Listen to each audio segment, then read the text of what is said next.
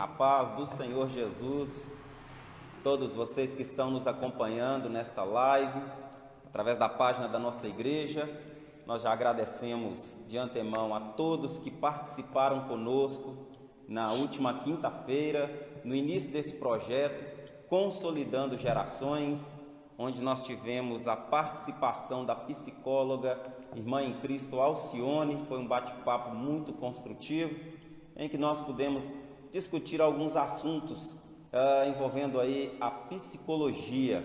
Hoje nós estamos com uma visita mais do que especial do nosso pastor Vanderlei, que estará conosco para discutirmos a nova etapa deste discurso muito aprofundado, onde nós queremos atingir de uma forma bem ampla as dúvidas, os conceitos.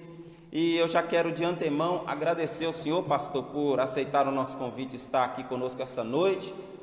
Sendo pastor da igreja há muitos compromissos, mas ele abdicou de alguma coisa para estar aqui. Então nós queremos agradecer com certeza a sua presença e tenho certeza que será um daqueles dias que vai ficar marcado aí para a memória de todos nós. Deus abençoe em Cristo Jesus. Amém. Prazer é nosso. Satisfação enorme.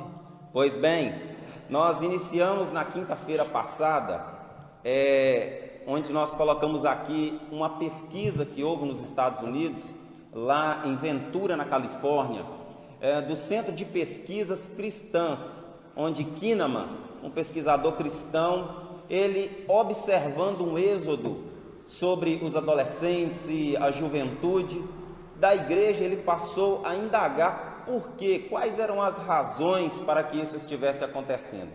Então ele iniciou uma pesquisa muito interessante e nós vamos tratar hoje do segundo ponto dessa pesquisa. Hoje nós queremos falar sobre a experiência do cristianismo nesses jovens, nesses adolescentes, na vida deles enquanto estão na igreja.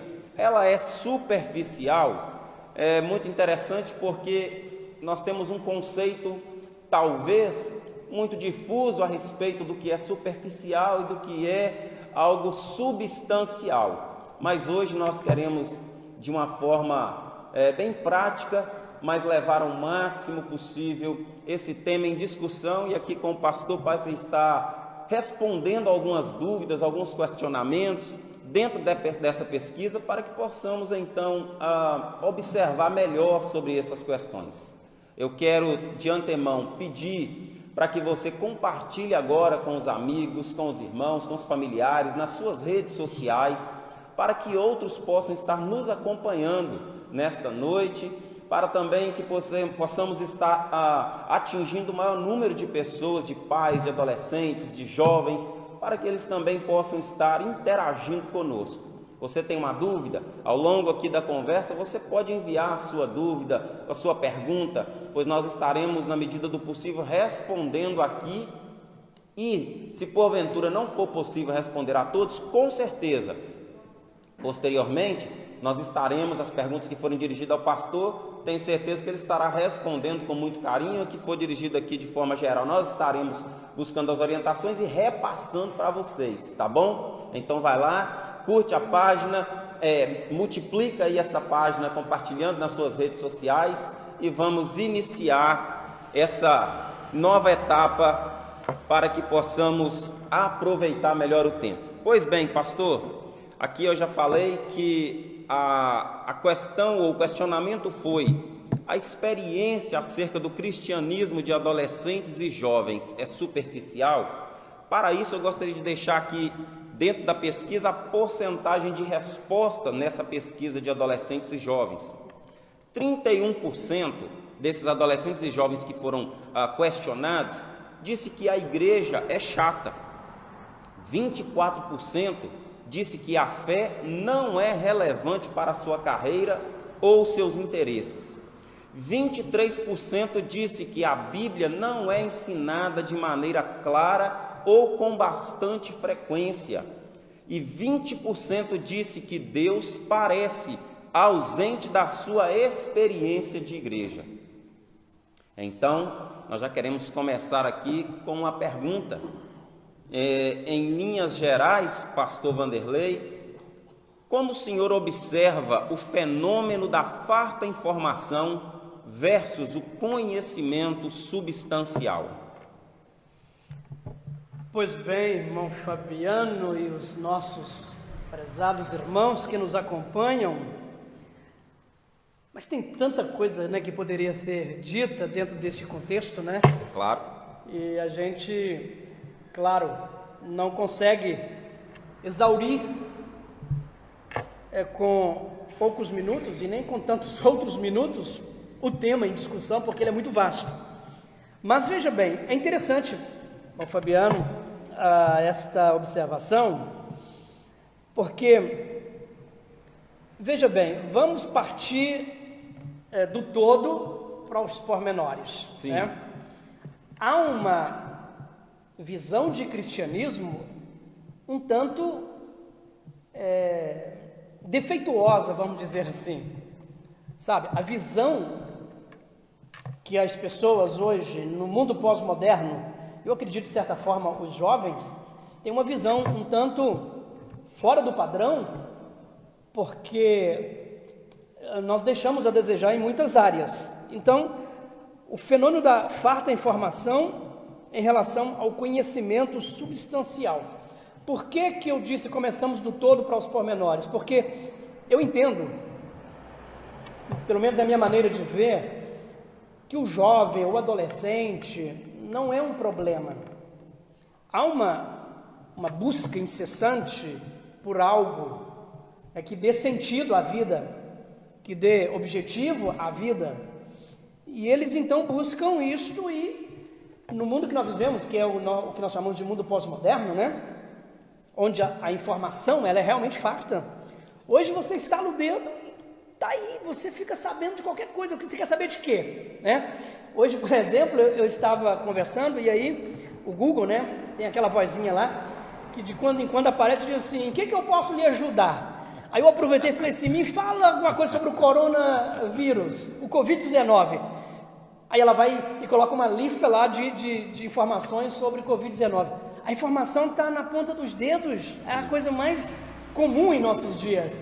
Então, essa juventude, sobretudo desta geração que, né, vem antes de nós, ou depois de nós, né? Enfim. Sim. Essa geração já nasce com o celular nas mãos. Né? Então, muitas informações. Exatamente. Mas conteúdo substancial, de fato, não existe. Sabe? Por que as pessoas, os jovens, têm tanta informação, mas a vida não tem sentido, perde o prazer de viver, o suicídio entre os jovens e adolescentes é um absurdo, não é verdade? Então, o que está faltando é conteúdo, é conhecimento de fato, sabe? O que a gente percebe, quando eu disse que os jovens não são um problema, os adolescentes não são um problema, eu digo que o problema está relacionado à fonte que está secando, ou que em alguns sentidos já secaram. Nós temos hoje, irmão Fabiano, uma igreja, por exemplo, no século 21, que está faltando conteúdo, está faltando fundamento, está faltando resposta substancial para as buscas desta geração que está aí dizendo: eu quero, eu preciso. Se ela não encontra na fonte onde existe, ou porventura vem existir, uma resposta que venha trazer sentido à vida, ela vai ficar só com informação, e conteúdo mesmo não tem. Então, como é que eu observo o fenômeno da informação, né, da farta informação em relação ao conhecimento? Há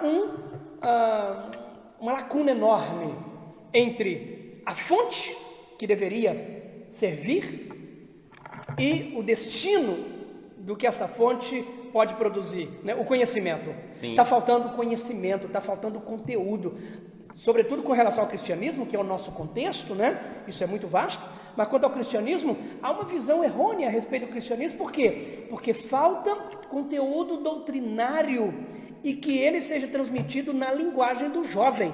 E no decorrer da nossa conversa aqui, nós com certeza vamos voltar a falar sobre isso. Com certeza. Por que os jovens estão achando a igreja chata? Por quê? Existe uma razão para isto. Sim. Não é porque os jovens são ruins, são maus e tal. Não, nós precisamos de rever os nossos conceitos de igreja. Exatamente. E como nós estamos conduzindo isso em nossos dias, né? Exatamente, e esse é o nosso intuito aqui hoje, é trazer motivação para você conhecer um pouco mais, para que você tenha uma percepção substancial da informação que está lhe sendo passada. Eu percebo então, pastor, que nós vemos que há então uma geração extraordinária de informação, porém, como essa informação, ela vem genérica, ela vem uma informação muitas vezes pluralizada, não há um filtro, não há talvez um questionamento da fonte dessa informação, não há talvez um conceito diferente sobre esta informação, no sentido de receber essa informação. Nós vemos então que não basta só a informação. É necessário, no meu entendimento, que essa informação tenha a capacidade de gerar nesse indivíduo que está recebendo essa informação um senso crítico, para que ele possa, através desse senso crítico, compreender de forma geral essa informação e filtrá-la. Por isso que ele tem os seus questionamentos, né? Sim, porque senão os questionamentos se mantêm, as informações continuam chegando, mas não tem a resposta que ele e precisa. A resposta ela continua no mundo imaginário. No mundo imaginário. Né? E aí corremos um risco de que, às vezes, as pessoas passam a gerar suas próprias respostas baseadas nos seus próprios conceitos. Aí ele vai buscar água em cisternas rotas. Exatamente. E se envenena. É isso aí. Se envenena. E me chegou agora à memória, salvo engano, Filipe, o próprio Espírito Santo transportou, porque um etíope estava lendo, mas não compreendia o que lia, ou seja, ele estava tendo a informação, mas não estava tendo a compreensão. Mas não tinha compreensão, ou seja, precisou de Filipe ir até lá e ensiná-lo, trabalhar essa informação para que ela pudesse tomar forma, tomar corpo e gerar um sentimento verdadeiro daquilo que ele estava recebendo, para que ele tivesse o poder de decidir. Então, o que me impede de batizar? Exatamente. Ele conseguiu chegar, né, na resposta, porque houve alguém preparado para trazer essa informação ou dirimir as informações que ele estava recebendo. Pastor, muito bem. Na subsequência, é muito interessante porque nós vemos que o papel do orientador, nesse caso, de quem está levando a informação, ele é muito sério.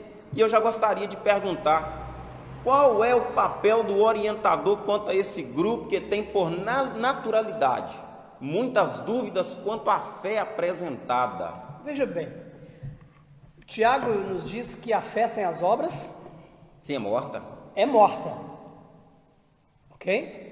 Então, se eu digo, por exemplo, que eu creio em Jesus, que eu sou um crente, né, convertido, que eu abandonei a minha velha vida e estou servindo ao Senhor. Eu, por exemplo, fiz isso com 12 anos de idade. Ok? Muito bem. Então, se eu digo que eu sou servo do Senhor, eu preciso entender, à luz da palavra, que eu preciso ter atitudes condizentes com o que eu digo, crer. Eu creio em Jesus e na sua palavra. O que a palavra de Deus diz a respeito da minha vida, das minhas atitudes, da minha postura? Como é que eu tenho que viver? Evidentemente que nós não estamos falando aqui que o jovem, o crente, de um modo geral, é um extraterrestre, porque nós não somos, né? Nós não somos de outro planeta, né? Somos de uma outra cidadania, né? Com certeza. Cidadania do céu, né? Cidadania do céu. Mas não somos de outro planeta que vivemos uma vida alienada. E o problema é que nós estamos vivendo num mundo de uma cultura em que as pessoas estão inseridas nela e vivendo uma vida, na verdade, alienada, né? E aí, o que acontece? Quando eu falo de fé, quando eu falo de vida, quando eu falo de vida cristã, eu estabeleço, então, o fundamento desta vida cristã, de como ela deve ser vivida. Só que quando eu falo hoje, irmão Fabiano, sobre isso, para essa geração, existem os porquês. Por que tem que ser assim? Por que é assim? Por que não é assim? Aí eu vou ensinar, o jovem está lá buscando o quê? Informação. Porque informação ele tem muita. Né? Eu, por exemplo, às vezes eu estou ministrando no Instituto Teológico, e eu estou lá e de repente eu toco num tema, quando eu olho para a classe, o aluno está lá, no Google, buscando o quê? Informação. E às vezes ele, na simplicidade, na imaturidade, na falta de conhecimento, ele levanta a sua dúvida e diz, professor, é o seguinte, aqui, eu vi aqui que é isso, é assim, assim, assim, assim. Ele tem dúvidas. E aí o que você precisa ter para ele como orientador? Você não precisa ter para ele simplesmente uma resposta. Você precisa dar fundamento para a sua resposta. Sim. Por exemplo, sem delongar muito neste ponto, um jovem, hoje na cultura de hoje, namorar e ficar é literalmente num mundão aí, ir para a cama, né? Com certeza, sexo. Rapaz, pega a menina, leva para a cama, leva para o motel, é normal na cultura deste mundo pós-moderno, ok? Um rapaz aceita Jesus, ele não pode mais agir dessa maneira, porque o sexo é criado por Deus, permitido, é lindo, maravilhoso, mas dentro dos ditames da Bíblia, né? Da doutrina bíblica. E aí o jovem chega cheio de dúvida, por que não pode? E aí? Aí o orientador, ele precisa usar aquilo que é fundamental, aquilo que é a base da nossa fé. E onde está a base da nossa fé? Na doutrina de nosso Senhor Jesus Cristo. Nós não precisamos inventar nada. E que nós temos que entender que a palavra de Deus, ela é poderosa para mudar o nosso caráter. Então nós não precisamos ter medo e ter preocupação. Então o papel do orientador é fundamental. Então eu resumo aqui, termino dizendo o seguinte, que o orientador, diante das dúvidas desta geração, ele precisa estar preparado para dar uma resposta que tenha conteúdo e que satisfaça o anseio espiritual desta geração. Não é simplesmente dizer, não pode porque não pode. Não pode por quê? Por causa disto e disto. A psicologia tem a resposta no âmbito da psicologia, a psiquiatria tem a sua resposta no âmbito da psiquiatria, não é? E cada área. E nós temos a resposta tomando como base a palavra de Deus, a doutrina. Então não é simplesmente não pode. Não pode por quê? Essa geração ela quer explicação. Sim. Né? Sim. Então o orientador precisa ter essa visão dos fatos. É interessante porque quando se coloca um orientador no sentido de orientar, porque daí vem a semântica da palavra, nós vemos, pastor, que há uma dificuldade, talvez tem se quebrado, mas no mundo dos adolescentes, da juventude, ainda há uma dificuldade em compreender os estímulos, ou que a psicologia chama de compulsões. É interessante porque eu avaliando essa questão à luz da terapia, eu entendi que é impossível você não ter impulsos, é impossível você não ter pensamentos, é impossível. Porém, isso não quer dizer que essa pessoa ela perdeu o controle da situação. E o papel do orientador, nesse quesito, porque muitos adolescentes podem estar olhando agora, ou a jovem pode estar acompanhando e falar assim, tudo bem, mas eu estou ouvindo, mas aí passa pela minha cabeça coisas, por exemplo, como o homossexualismo na adolescência hoje está uma coisa absurda, e é um momento que está um turbilhão de emoções, e às vezes surgem dúvidas, e as pessoas, às vezes tem pessoas dentro da igreja, adolescente, jovem, que ele tem essas compulsões. O papel do orientador nesse sentido, pastor, ele deve falar de forma clara sobre isso, ele deve falar de forma, porque muitas vezes nós vemos falar de modo geral, mas há aquelas pessoas que eles entendem e até há, quanto a isso, um desejo suicida por parte de muitos adolescentes que se culpam por aquele desejo estar rondando a sua mente, e na igreja ele entende que isso ele está jogado, não, então eu estou no inferno, porque esse sentimento bateu aqui, e a Bíblia é contra, o pregador fala contra, o pastor, mas na questão da orientação para esse povo, o que o senhor compreende, pastor, nessa questão? Veja bem, Muito bem elaborado aí o discurso pelo irmão Fabiano, porque, na verdade, o impulso não é pecado, o pensamento não é pecado. Quando aquilo transforma em ato, né? Sim. E é claro, passa pensamentos que podem desagradar a Deus em nossa mente, sim. Sim. Mesmo porque o inimigo tem poder de lançar pensamentos Dardos negativos na mente da gente. sim. É verdade ou não é? Com certeza. Agora, nós precisamos saber como lidar com esses pensamentos. E é aí que cabe, falando sobretudo para a geração que conhece a Jesus, né? Vamos dizer assim, claro. fazendo aí uma pequena separação, sem nenhum preconceito, é claro, porque são atitudes diferentes, né? E falando para a juventude que conhece a palavra de Deus, que conhece a Jesus, que teve um encontro com o Senhor, ela entende exatamente que ela precisa lidar com isto, reconhecendo que existe o lado natural, como você acabou de dizer muito bem, né? De forma muito bem explícita, e também existe muitas vezes o mundo espiritual que envolve isso aí. Sim. É verdade ou não é? Com certeza. E vocês que estão nos ouvindo sabem disso. Agora, quando nós falamos do orientador, como é que ele deve falar, a pergunta, ele deve falar claramente, mas é claro que sim, não tem que cortar a volta.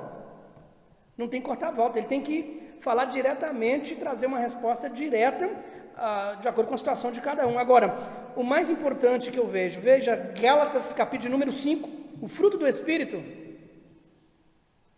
Vem pensamento, nós temos os impulsos, e a gente dá vontade de pecar mesmo, não é? A gente ira, a gente dá vontade de pecar, o rapaz namora com uma moça, e se ele não tomar cuidado e não fugir, ele acaba entrando pelos canos. Sim.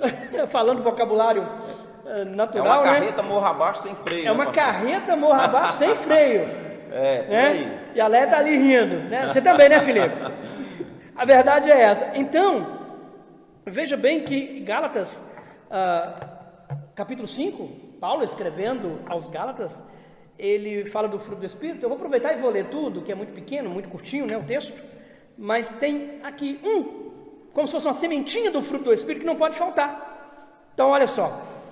Mas o fruto do Espírito é amor, alegria, paz, longanimidade, benignidade, bondade, fidelidade, mansidão, domínio próprio. Domínio próprio. E contra essas coisas, diz o texto, não há lei, não há questionamento. Então, os impulsos em si é inerente do ser humano. Pensamentos, sejam eles bons ou negativos. Mas como é que você vai lidar com isto? Então aqui que entra o papel do orientador. O nosso papel aqui, Fabiano, agora é um papel de orientador. Sim. É chamando os nossos jovens que estão nos acompanhando, por exemplo, e dizer, olha, você tem que ter isso aqui na sua vida. Você ama Jesus? Você quer morar com Jesus na glória? Você quer agradar ao Senhor? Você quer viver uma vida de santificação a cada dia? Porque a santificação é um processo. Sim. Né? Domínio próprio. Então, o orientador chama... Aqui é só um pontinho, né? Claro, Tem várias questões que o orientador pode estar usando como instrumento, como ferramenta para levar o seu ouvinte, o seu grupo, o seu filho, a sua mãe, seu pai, os seus liderados, a compreender a situação e a se portar de maneira digna em relação ao que se deve. Então aqui eu uso de maneira muito simples aqui, simplesmente isso. Olha que ferramenta poderosa, o autocontrole. O Espírito Santo, ele nos dá esta capacidade, domínio próprio. Ou seja, Sabia? É possível controlar tudo isso.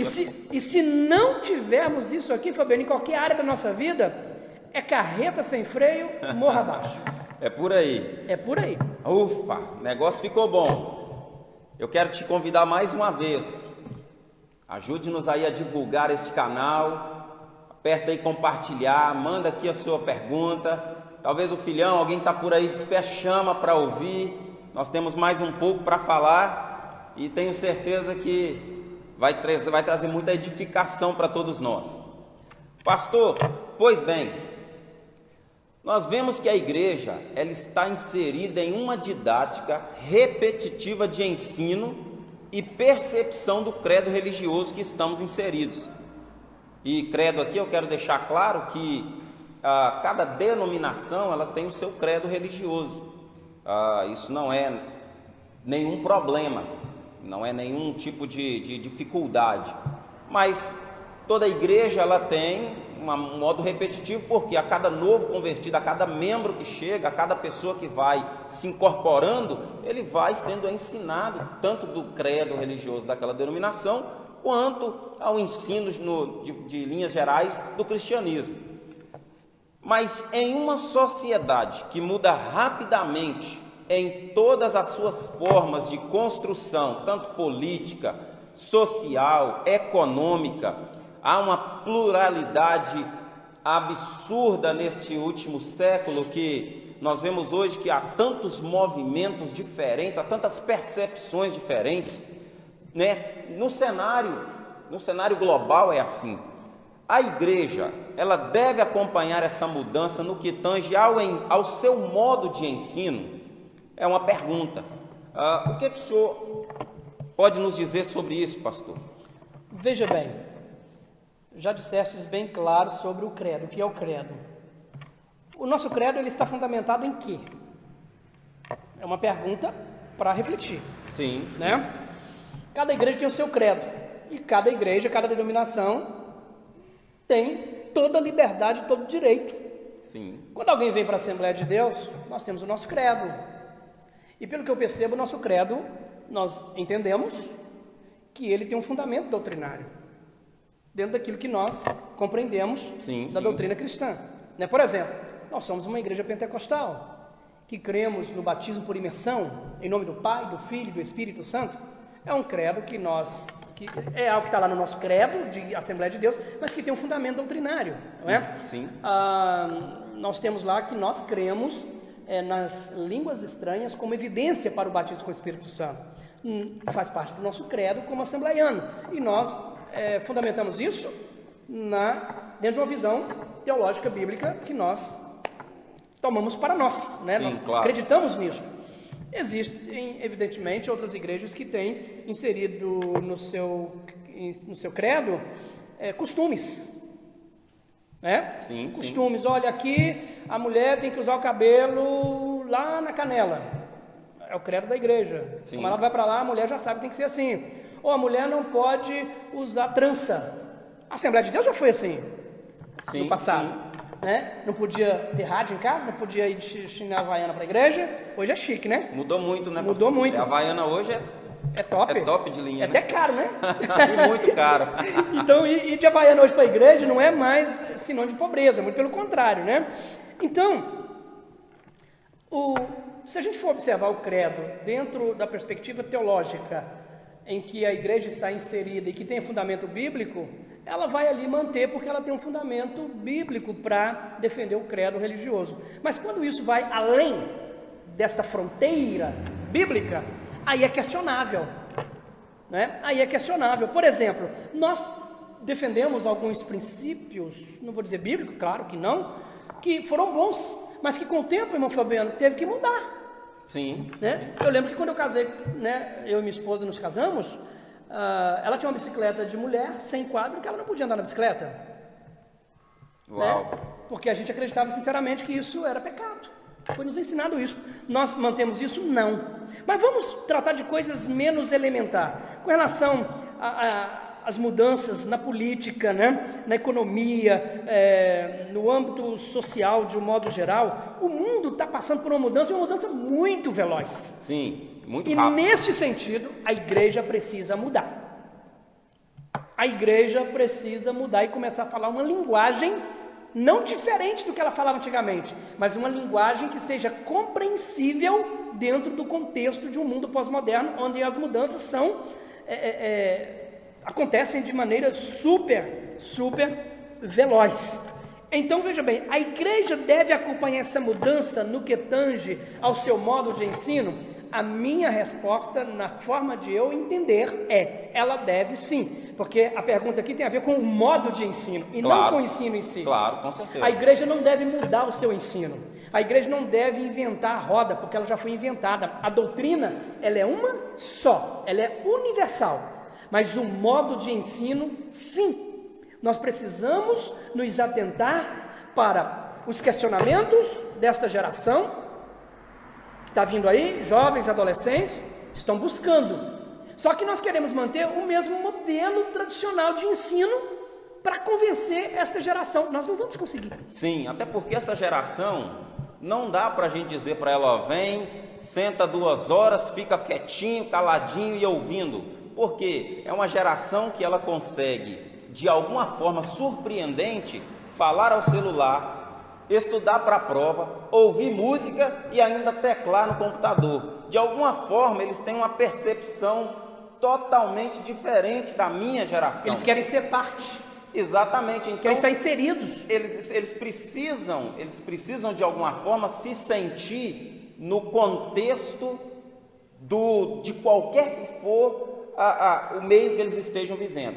É impossível, é a mesma coisa de se você pegar um filho dentro de casa e ele ficar excluído dentro da própria casa, é um choque absurdo, é impossível, até é difícil de imaginar algo assim. Pelo contrário, a gente quer participação dos filhos em tudo. Na igreja, eu penso que também, se ele não estiver inserido, participando, envolvido, e muito mais do que isso, motivado em desenvolver no reino de Deus, isso aí eu acredito que é a chave do negócio. No nosso tempo, não sei no seu, no meu tempo, por exemplo, de criança, o pai falava, a gente só ouvia. Isso era normal na nossa cultura, né? Hoje eu tenho filhos, né? Eu tenho 2 rapazes. Não é mais assim. A gente conversa, a gente discute os temas. Eles não têm em nenhum momento, nunca tiveram a audácia de querer dominar, porque eles são filhos, não são pais, claro, né? Eu continuo sendo pai, sacerdote da casa, mas eu tenho o maior prazer de discutir um tema, colocar na mesa e ouvir os meus filhos. Isso é super natural. No meu tempo a gente não tinha isso, o pai não queria saber, era mandava, ordenava e pronto. Mas nós vivemos uma sociedade diferente. Então, assim como a gente lida com essa situação em casa, o que a gente precisa na igreja? Não é uma geração de jovem que vai comandar o pastor, o líder, não é isso. Mas é você trazer ele para dentro de uma metodologia onde vai ter espaço para diálogo. Sim, claro. Para ouvir. Claro, com certeza. Né? Porque a partir do momento que você vai ouvir, você então vai ter condição de detectar onde estão os pequenos defeitos da máquina. E você vai lá exatamente onde está o problema. Rapidinho aqui, é interessante, nós recebemos uma visita na Albânia, quando eu fui missionário lá, o Ravi Zacarias. É um líder super inteligente, indiano radicalizado na América. Se você quiser, vai lá na internet, clica lá, Ravi Zacarias, e ouça o Ravi Zacarias. É um pastor super inteligente e ele dá respostas maravilhosas com relação a perguntas dificílimas. Sim. E ele sempre tem uma palavra muito interessante. E ele esteve na Albânia, e ele disse que lá na Índia aconteceu um apagão numa central elétrica, e chamaram todos os especialistas para descobrir onde era o apagão. E o apagão tomou conta praticamente de uma região muito grande, né? Chamaram um outro cara lá que era muito bom.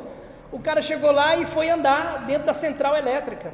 De repente, opa, todo mundo esperando, a luz voltou. Aí perguntaram para ele, o que você fez, moço? E pagaram para ele uma grana violenta. Sabe o que ele fez?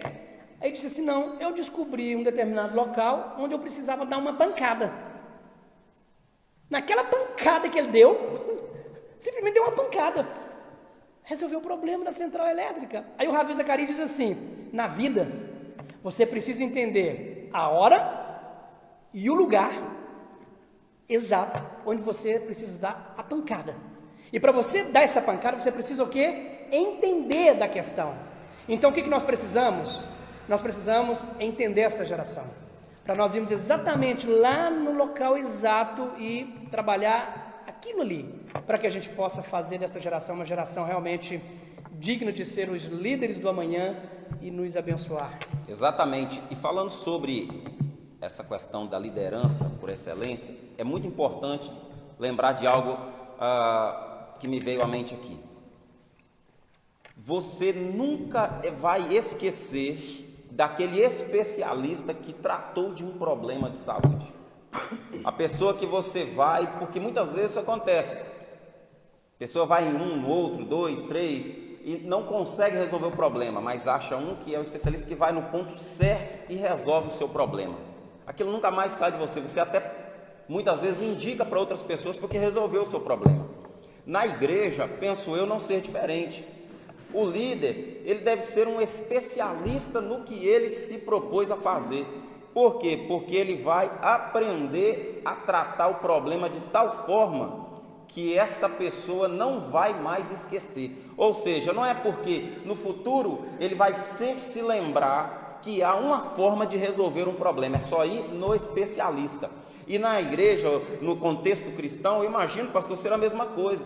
As pessoas têm uma série de indagações que muitas vezes dentro da igreja estão 5, 10, 20, 30 anos e continuam tendo indagações. Por quê? De alguma maneira, ou ela não conseguiu expor o seu problema para ser resolvido, ou aquela pessoa em algum momento passou por pessoas que não conseguiram diagnosticar o problema e precisa de às vezes chegar alguém diagnosticar esse problema para resolver. Por quê? Porque essa máquina, né, precisa muitas vezes de ter um óleo em algum local ali para funcionar toda a engrenagem. Toda a engrenagem. É muito interessante. Isso é o que o pastor falou aqui, não é só uma realidade, mas é uma necessidade da igreja viver. Pastor, é interessante também dizer que nós vemos hoje, todo mundo está lutando de uma forma muito forte. Para quê?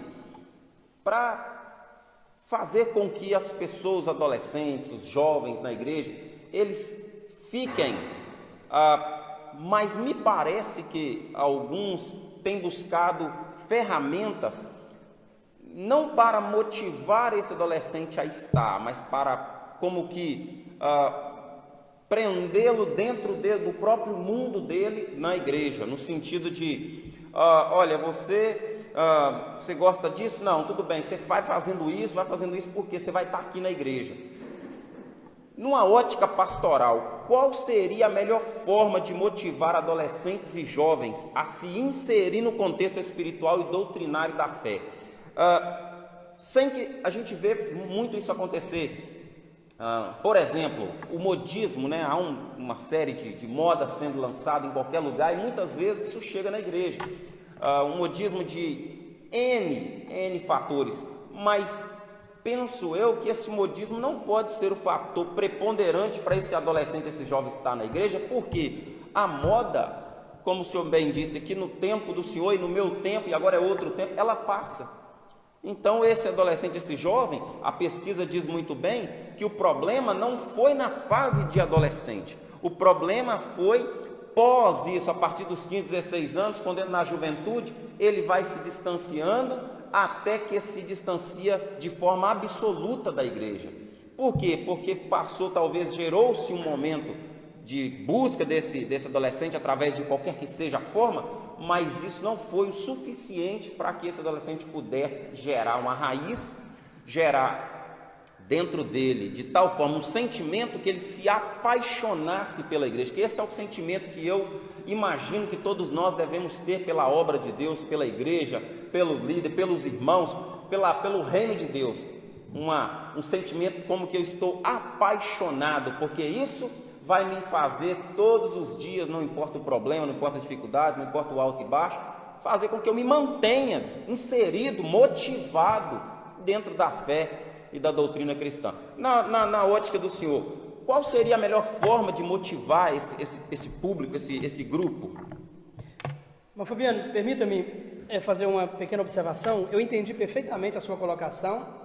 Quando você usa o termo motivação, eu entendi perfeitamente qual é o seu propósito no geral. Mas, dentro de uma ótica pastoral, eu gostaria de fazer uma observação dentro deste contexto e dizer que o grande problema, na verdade, é o propósito de motivação. Na minha visão, é que muitas vezes nós líderes queremos motivar as pessoas e motivação passa. Motivação é superficial. O que nós precisamos, na verdade, e aí eu faço a observação, né? Com todo respeito, porque eu entendi exatamente o que você pretende, e o que você pretende realmente é o que eu estou respondendo, eu sei disso. Né? É conscientização. O que está faltando é consciência do que se é, de quem Deus é, do que a igreja é, do nosso objetivo, do nosso alvo. Está faltando consciência com relação a essas questões. Então, o que nós precisamos, na verdade, como dentro da ótica pastoral, o que eu posso dizer nós precisamos conscientizar. Porque quando as pessoas são conscientizadas, elas são enraizadas. Então, veja bem, analisemos algumas questões. Vamos preparar uma igreja para chamar os nossos jovens, esta geração, para eles não ir para o mundo. Aí eu vou inventar um monte de coisa na igreja, né? Vou colocar um monte de fumaça, fumaça, discoteca cristã. Pinta de nós preto, nós vamos criar uma discoteca gospel. Para assim os nossos jovens não vão para a discoteca do mundo, né? Então eles vão para a discoteca gospel e aí nós vamos prender os nossos jovens. Tudo errado. Mundo por mundo, fica lá no mundo. E é uma moda atual. É uma moda. E o que Paulo diz aos romanos? Não vos conformeis com este mundo, isto é, não se aderem à forma do mundo. O mundo, não o mundo cósmico, é o mundo modelo, é o mundo espiritual, é o que o mundo faz, é o que o mundo pensa, a forma de pensar do mundo. Então nós não precisamos de pensar como o mundo para segurar os nossos jovens. Nós temos que pensar como adeptos do reino. E o que as diretrizes do reino é outra coisa. Com certeza. E aí vem, ainda Paulo prossegue dizendo, não vos conformeis com este mundo, mas transformai-vos pela renovação da vossa mente. Poxa vida, como é que eu vou dar oportunidade, ocasião a uma juventude para ter uma transformação, começando pela maneira de ver as coisas, sobretudo as coisas de Deus, se eu vou trazer essas modas, esses modismos para dentro da igreja, porque eu não acredito que a palavra de Deus é poderosa para segurar esses jovens. Eu não tenho modelos condizentes com a doutrina para fazer com que esses jovens tenham realmente conscientização do verdadeiro papel deles no contexto do reino de Deus. A gente volta lá atrás e fala sobre métodos.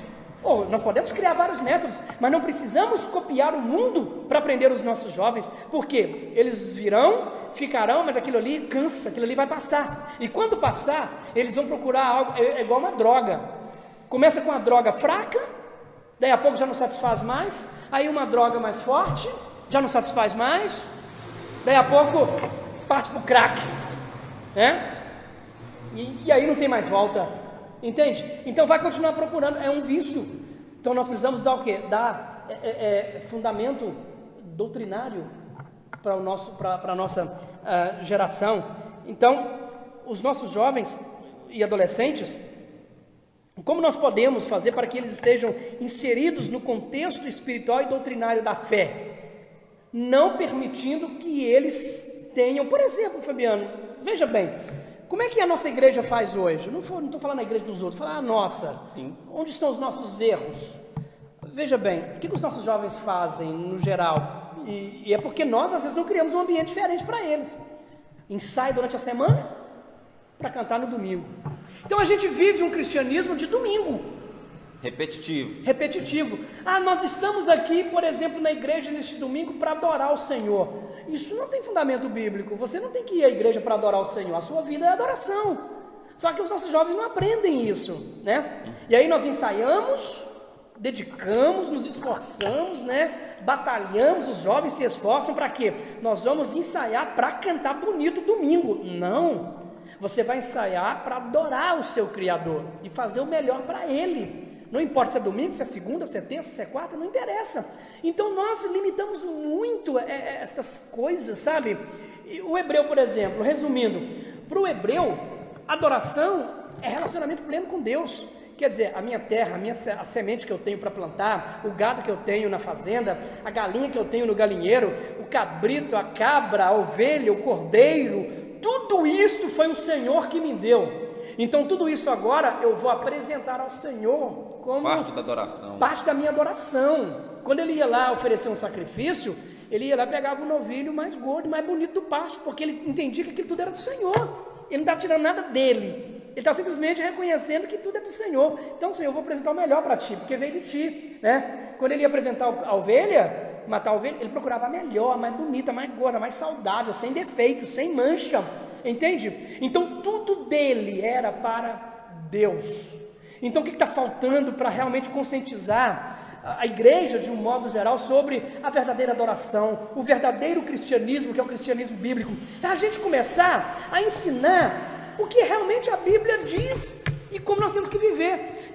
Podemos criar uma metodologia de ensino que venha satisfazer os anseios dessa geração? Podemos, mas não precisamos mudar o conteúdo, né? Podemos mexer um pouquinho na nossa liturgia? Podemos, mas não precisamos mudar tudo, né? Sim. Podemos adaptar a realidade de hoje, sim. Não precisamos ser cabeça dura, mente fechada. Nós podemos ser mente aberta, claro. Porém dentro de um limite estabelecido pela doutrina cristã, a palavra de Deus. Então, em uma ótica pastoral, qual seria a melhor forma de motivar adolescentes e jovens a se inserir no contexto espiritual e doutrinário da fé? Eu quero resumir aqui, terminando dizendo o seguinte, Fabiano: o princípio de tudo, amar a Deus de todo o coração, com toda a força da sua alma, com todo o seu entendimento, e ao próximo como a si mesmo. Nisto se resume todos os mandamentos do Senhor. Quem ama, ele quer estar perto, ele quer agradar, ele trabalha, quer ele aprender. Faz tudo, ele quer sempre estar ouvindo, porque o amor ele é o elo, né, que liga todo ser humano a Deus, né? Deus, porque ele amou o mundo de tal maneira, ele deu o seu único filho para que todo aquele que nele crê não pereça, mas tenha a vida eterna. Ou seja, o amor é o princípio de tudo. Então é importante nós pensarmos sobre isso. E muito interessante, quando o pastor disse aqui, na doutrina, na forma de levar essa informação e fazer com que este adolescente seja conscientizado. É interessante por quê? Porque isso não visa somente o núcleo eclesiástico ou da igreja, mas nós precisamos fazer com que isso aconteça dentro dos lares. É muito importante você pai, você mãe, é muito importante você ter diálogo, você conseguir gerar no seu filho esse sentimento, porque a palavra de Deus diz, olha, ensina o teu filho andando pelo caminho, assentado na cadeira, comendo, ou dormindo, ou na hora de dormir, ou sentado na cama, onde for, fala para ele as maravilhas do Deus de Israel. Eu sempre me ati a uma frase muito importante que eu ouvi de um rapaz, que ele disse que ele desejava servir a Deus porque o Deus que ele conheceu, que é o Deus dos seus pais, ele dizia o seguinte: olha, eu amo ao Deus dos meus pais, porque os meus pais conseguiram me mostrar a grandeza desse Deus. Aleluia! Olha o detalhe, o pai e a mãe conseguiu transmitir para o filho a grandeza do Deus que eles serviam. Então, eu acredito, pastor Vanderlei, que nós estamos vivendo hoje um conflito de identidade muito grande, inclusive no que tange a igreja e família, porque há muitas famílias que esperam que o filho venha conhecer a Deus na igreja, ele espera que o filho venha a se envolver nas coisas de Deus na igreja, mas a igreja, ela é o espelho do seu lar. Não adianta o pastor, a igreja, criar milhares de formas, de métodos, gerar aqui toda uma estrutura, mas se dentro de casa esse filho, ele não se sente motivado, não se sente atraído, não se sente conscientizado, não se sente, envolvido na obra de Deus através do ensinamento desses pais. Eu acredito, pastor, que isso faz parte. O papel do pai é fundamental. Eu acredito. Fundamental. Pois bem, o nosso tempo está acabando e eu gostaria de citar aqui, eu tenho certeza que o pastor vai falar, mas já vou gerar duas perguntas em uma só, ele tem condição de responder? Nem sempre, às vezes não, né? A igreja tem uma postura de sempre lembrar o que não fazer, o que é proibido para o cristão, e sempre ouvindo não pode isso, não pode aquilo. e ele às vezes cresce ouvindo mais o que não pode, mais a reprimenda, mais o que não é para ele, do que qual é o seu papel neste mundo, na sua família, na comunidade, na escola, na faculdade. Qual seria a melhor ferramenta para mudar esse contexto na igreja? Porque nós sabemos que esse contexto negativo, de reprimenda diária, de só não pode, não faz, não é para você, isso gera medo, angústia, depressão, ansiedade, e isso pode ser um gatilho para uma série de outros transtornos, bipolaridade, sabe? Transtorno de ansiedade, o que pode gerar até o suicídio, ou o desejo de suicídio. Então, uma ferramenta interessante que poderia ser utilizada. E já a segunda, porque hoje nós temos o WhatsApp, nós temos o Zoom, nós temos o Hangout, e agora o Google lançou até uma nova ferramenta chamada Meet, que é reunião de meeting, vem de alguma coisa assim. Todas essas ferramentas estão à disposição para acompanhar diretamente 24 horas por dia. Nós até estamos aqui fazendo uso dessa ferramenta tecnológica para transmitir lives através da página da igreja, ADV online, ou ADNGV, desculpa, online, para todos que desejarem, dentro do país, fora do país, em qualquer lugar é possível acompanhar. Então, o que nós podemos, pastor, usar dentro desse contexto que nós temos de tanta ferramenta, mas ao mesmo tempo, esse sentimento que adolescentes e jovens vivem, talvez quase que toda a sua vida, e isso pode estar sendo, diante da pesquisa, um dos motivos para esse êxodo, por talvez não se achar mais nem importante no cenário evangélico, cristão.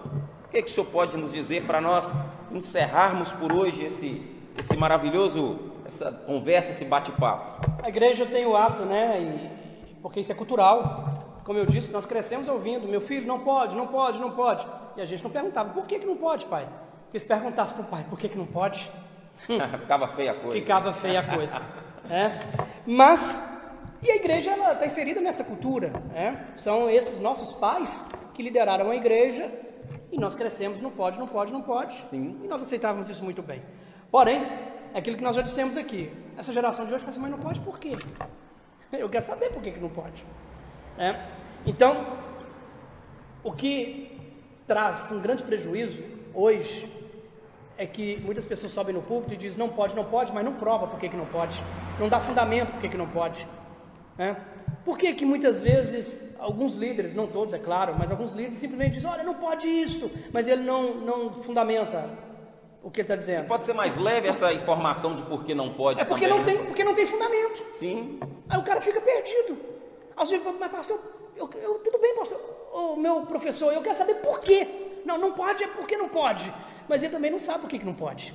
E aí ele cria uma confusão tremenda na mente do seu aluno, do seu seguidor e assim por diante. Então, o que nós precisamos é levar qualquer pessoa que está sendo liderada por nós, seja jovem, adolescente ou adulto, não importa, não pode. E o que não pode tem fundamento. Meu filho, vem cá, e com amor. Sim. Não pode. Principalmente com amor. Principalmente, não pode porque a Bíblia diz assim, assim, assim. Jesus te ama, Ele quer o seu bem, isso aqui vai trazer grandes prejuízos para a sua vida, Mostrar as consequências, pastor? Até porque os pais já passaram por aquilo que os filhos estão vivendo, talvez, naquele momento. Por que você não pode desobedecer a mãe e o pai? Porque a Bíblia diz que quem faz isso vive pouco sobre a terra. E o contrário disso é também verdadeiro.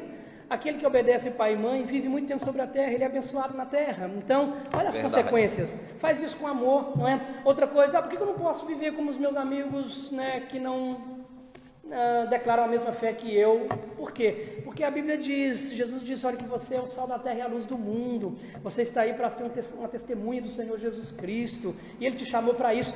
Rapaz, é assim que a gente ensina, e mostra. Agora, quais são as ferramentas? Bem, falando em termos técnicos, Fabiano, você já acabou de citar, nós temos hoje uma gama de possibilidades aí, de ferramentas, que os nossos jovens dominam muito bem. Sim, muito melhor que nós. Agora, como usar essas ferramentas e qual o objetivo? Discipular. O que está faltando, e eu tenho discutido isso nos bastidores, Nós, por exemplo, como igreja, estamos urgentemente precisando nos organizar, e aí nós precisamos de espaços adequados, né, para criar uma base de discipulado em nossa igreja. Nós estamos com uma geração empobrecida. Por quê? Porque tudo que nós falamos a nível de massa, falamos do púlpito. O que nós precisamos? Olho no olho. Ouvir, conversar, discutir, sabe? E depois de ouvir, conversar, discutir, trazer a orientação, o papel do orientador. Meu filho, este é o caminho. A Bíblia diz: andai nele, sem vos desviardes, nem para a direita e nem para a esquerda. Sobretudo para a esquerda, né? Com certeza. A esquerda... Principalmente para a esquerda. Principalmente a esquerda. Então não vai para a esquerda não, que é ruim, né? É péssimo.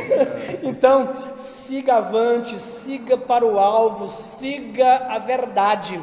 Sim. Porque a verdade, ela é inconfundível, É né? bem verdade, isso mostra, o resultado mostra que, não fazendo isso que o pastor acabou de dizer, nós encontramos um cenário atual da igreja. Você pode, eu estou dizendo dentro da nossa comunidade cristã, quantos pregadores mirins surgiram no último ano? Quantos adolescentes se dedicam hoje a pregar, a ministrar o evangelho? Quantos jovens hoje estão dispostos, dedicados à palavra e dispostos a serem missionários, a serem pregoeiros, a serem pastores? Nós vemos que há uma escassez muito grande. Quando eu digo escassez, na formação dessas peças que são importantíssimas para a continuação da igreja. Então, todas essas ferramentas aqui, nós vamos colher os frutos dela talvez nesse contexto, né, pastor? De gerar novos pastores, novos pregadores, sim, novos missionários, novos líderes isso mundiais. Aí é discipulado. Se não tiver o discipulado, isso não vai acontecer. Exatamente, porque senão, e se acontecer, acontece defeituosamente. Defeituosamente. Né? Aí levando doutrinas criadas por homens e muitas vezes tendo um entendimento de evangelho distorcido. Então nós precisamos realmente desse discipulado, que ele é fundamental. Jesus discipulou 3 anos e meio seus discípulos para poder deixá-los para uma obra que ainda assim ele disse: não vou deixar vocês só não, porque eu tenho certeza que vocês vão precisar de ajuda, e deixou o Espírito Santo para nos ajudar a desenvolver no reino de Deus. Glória a Deus. Eu quero aqui agradecer ao pastor que essa noite atendeu o nosso convite. Para mim é uma honra. Para estar conosco aqui, foi sensacional. Agradecer ao Felipe, que é quem está aí operando toda essa tecnologia aí por trás aí para nos ajudar. A Léia aí nesse formato aqui, esse desenho bonito, toda essa indumentária extraordinária, bênção. Você está aí participando conosco aqui, isso tudo é ideia dela. Então nós queremos agradecer de coração, muito obrigado. E dizer a você, olha, que está aí do outro lado, compartilhe, semana que vem tem mais. Nós teremos aqui sempre temas atuais, sempre temas voltados para ajudar, instruir, né? Ajudar aí a gente ter uma concepção melhor do cenário atual. E eu gostaria de terminar aqui com o pastor deixando uma palavra para este momento de crise, pastor, principalmente essa crise do coronavírus, o medo, o terror, o pavor, essas fake news aí espalhadas, e os profetas do caos aí espalhados também, e as pessoas estão muitas vezes apavoradas, e não, é claro, nós levamos a sério o que a ciência diz, levamos a sério o que a saúde, a medicina tem a dizer sobre o caso, mas nós servimos a um Deus. O que o senhor tem para dizer para esse povo, para nós encerrarmos aqui uma mensagem? A minha palavra, irmão Fabiano, para todos vocês que nos acompanham nesta noite é: olhem diretamente para Jesus Cristo. Ele é o autor e consumador da nossa fé. Este é o momento de colocarmos em prática a fé que pregamos, sem temor, sem medo, viver a paz verdadeira do Senhor Jesus Cristo. O mundo está indo de mal a pior. Tudo isso que está acontecendo é apenas uma pequena gota no oceano do que poderá vir no futuro, mas isso não nos assusta. Por quê? Porque em contrapartida nós nos alegramos, porque sabemos que isto é sinal dos últimos tempos e que Jesus prometeu arrebatar a sua igreja. Portanto, olhe para Jesus. Vamos ser prudentes, sim, vamos ter os cuidados necessários, mas sem nos sentirmos amedrontados, sem terror, sabe, aterrorizados, sem medo. Vamos viver a paz de Cristo. É momento de nós nos unirmos mais, ajudarmos uns aos outros e colocar em prática. Isso é muito importante, colocar em prática a nossa fé. Porque este é o momento da igreja realmente se apresentar, não é? Não se esconder no sentido de demonstração de fé, de crença num Deus soberano, que cuida de nós e que tudo está sob o controle das suas mãos. Então, olha, a minha palavra é de encorajamento. Continue olhando para Jesus, pratique a sua fé, sirva ao Senhor com coragem, com alegria e sigamos avante. Há muitas milhas aí ainda para a gente caminhar e com Jesus nós seremos mais do que vencedores. Amém. Deus te abençoe, Deus te guarde, te proteja e que você possa continuar conosco nos trabalhos da igreja que sucedem, domingo pela manhã, escola bíblica dominical aqui no templo, culto à noite, com poderosa palavra de Deus sendo ministrada, terça-feira, estudo bíblico da palavra de Deus e na próxima quinta-feira estaremos novamente aqui. E eu convido a você, ajude, propague, sejamos então agentes do reino de Deus na terra. Amém? Deus te abençoe. Amém. Muito Deus obrigado. abençoe a todos. Até a próxima vez. Glória.